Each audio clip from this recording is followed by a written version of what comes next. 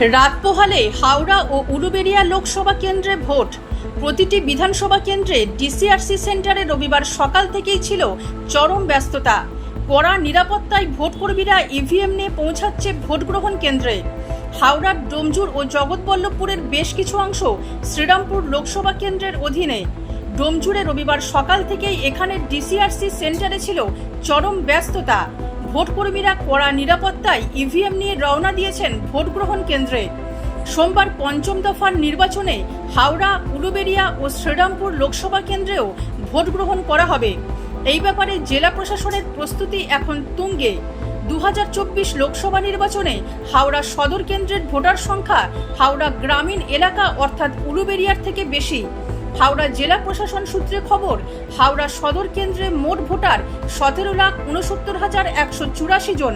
তার মধ্যে পুরুষ ভোটার 91,535 জন ও মহিলা ভোটারের সংখ্যা 8,58,610 জন। তৃতীয় লিঙ্গের ভোটারের সংখ্যা 39 জন।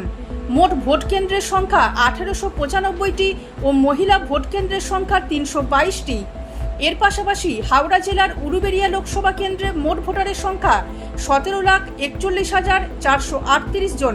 তার মধ্যে পুরুষ ভোটারের সংখ্যা 88,53,069 জন ও মহিলা ভোটারের সংখ্যা 85,60,012 জন। তৃতীয় লিঙ্গের ভোটার 57 জন। মোট ভোট গ্রহণ কেন্দ্র 1863টি, মহিলা ভোট গ্রহণ কেন্দ্র 227টি।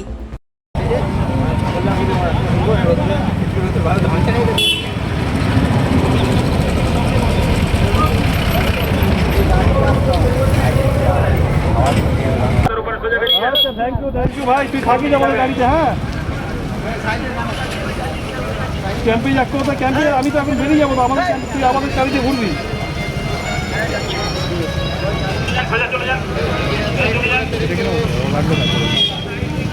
আমি বলছি, আর আমাকে কিন্তু দিয়ে আসতে হবে হাওড়া কাছে, আর 12টার মধ্যে কাজ শেষ করার চেষ্টা করবো।